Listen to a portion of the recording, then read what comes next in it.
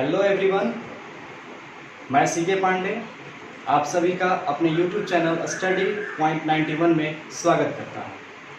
पिछले के चैप्टर में हमने देखा था नाउन एंड इट्स काइंड, और आज हम नाउन के उसी पार्ट को आगे बढ़ाएंगे जिसका नाम है जरंड।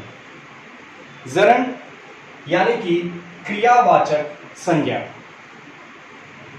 हम नाउन के ही भाग को पढ़ रहे हैं अभी, जिसका नाम है जेरंड क्रियावाचक संज्ञा। क्रियावाचक संज्ञा अर्थात जेरंड क्या है, इसके बारे में हम अगर बात करें तो verb plus ING equal to noun, यानी कि यदि क्रिया में आईएनजी का प्रयोग कर दिया जाए, क्रिया में आईएनजी का प्रयोग कर दिया जाए तो वह नाउन के रूप में स्थापित हो जाता है, फॉर्मेशंस क्रिएट कर लेता है। अर्थात किसी भी वाक्य में सब्जेक्ट या तो संज्ञा होती है या फिर सर्वनाम। In a sentence subject is either a noun और अ प्रोनाउन। अब इसे डिटेल में समझते हैं। कहने का अर्थ यहां पे यह है कि किसी भी वाक्य में या किसी भी सेंटेंस में हमेशा सब्जेक्ट या तो नाउन होता है या फिर प्रोनाउन होता है। इसके सिवा कोई भी सब्जेक्ट नहीं हो सकता, यानी कि सब्जेक्ट या तो नाउन होगा या फिर प्रोनाउन होगा। यह कंफर्म समझ लीजिए कि कभी भी किसी भी सेंटेंस में सब्जेक्ट हमेशा नाउन या प्रोनाउन होता है। कैसे समझेंगे इसको, देखते हैं एग्जांपल्स के माध्यम से। जेरंड के एक एक फॉर्मेशंस को समझेंगे। ये एक इसका जेरंड का इंट्रोडक्शन चैप्टर है। जैसे हमने पहला एग्जांपल लिखा है, सफलता बहुत जरूरी है। सफलता बहुत जरूरी है। Success is very important. अब यहां पे बात आती है सक्सेस। सक्सेस क्या है?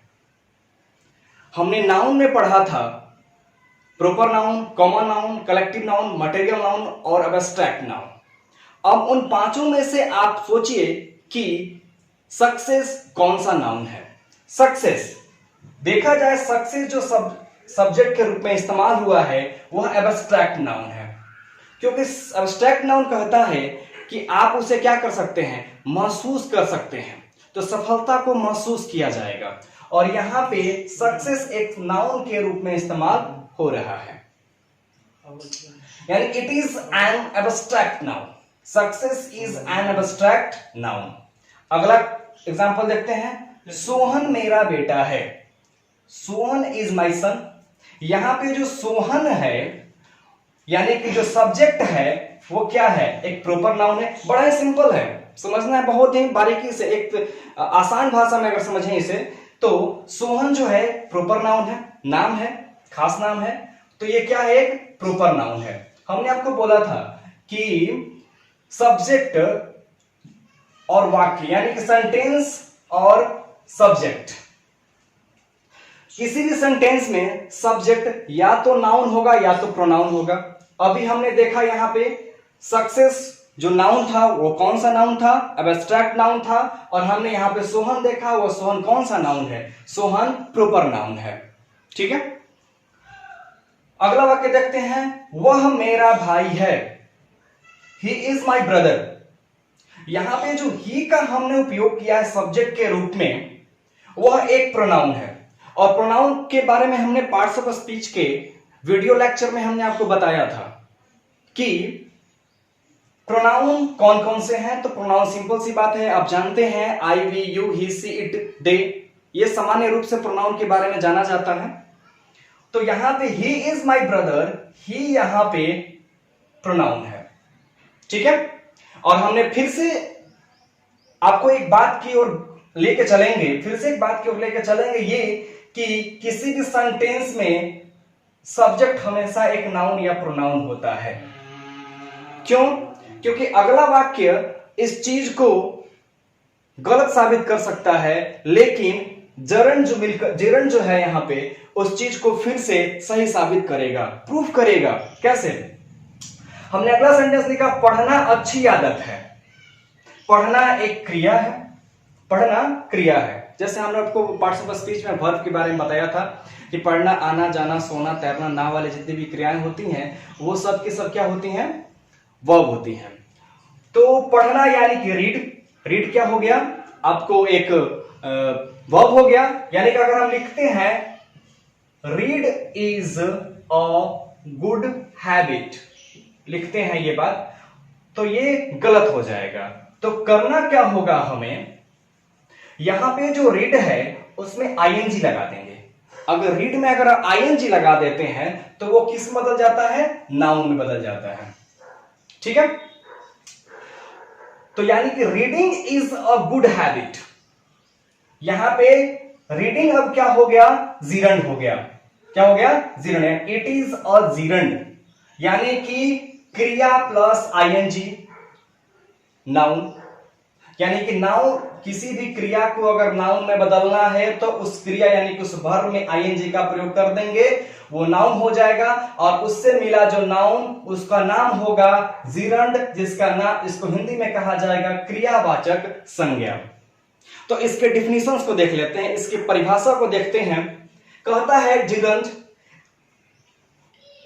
हम इसके डिफिनीशन को देखते हैं, जीरंड के डिफिनीशंस को, यानी कि इसके परिभाषा को समझते हैं। If a verb is added with ING and used as a noun in a sentence, that verb is called gerund.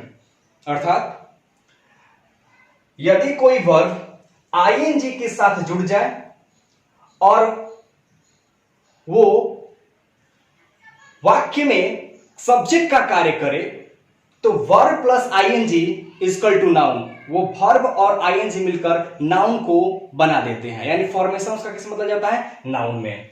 उसे हम क्या कहते हैं? जीरंड कहते हैं। एग्जांपल्स देखते हैं। Running is good for health, दौड़ना स्वास्थ्य के लिए अच्छा है। यानी रन यहां पे वर्ब है और वर्ब में आईएनजी लग गया। Smoking is injurious to health, धूम्रपान स्वास्थ्य के लिए हानिकारक है। स्मोक एक क्या है? एक वर्ब है। स्मोक में आईएनजी लग गया, स्मोकिंग हो गया। इज इंजूरियस टू हेल्थ, यानी कि यहां पे स्मोक आपको क्या हो गया? एब्स्ट्रैक्ट नाउन बदल गया आपको जीरंड में। हमने इन दोनों एग्जांपल्स के माध्यम से जीरंड की फॉर्मेशंस को समझा। जीरंड का इंट्रोडक्शन यहां पे समाप्त होता है। आगे जीरंड के इंफिनिटिव फॉर्म को भी समझेंगे, यानी कि वर्ब जो होता है आईएनजी लगाकर नाउन बन जाता है और वर्ब जो है टू लगाकर इंफिनिटिव बन जाता है। तो इन दोनों फॉर्मेशंस को हम सीखेंगे आगे। आज के लिए इतना ही रहेगा। मेरे चैनल को सब्सक्राइब करें और बगल में घंटे का बटन है उसे दबाएं, प्रेस करें, क्योंकि आने वाले वीडियोस का नोटिफिकेशन आपको तुरंत मिलता रहे। Thank you.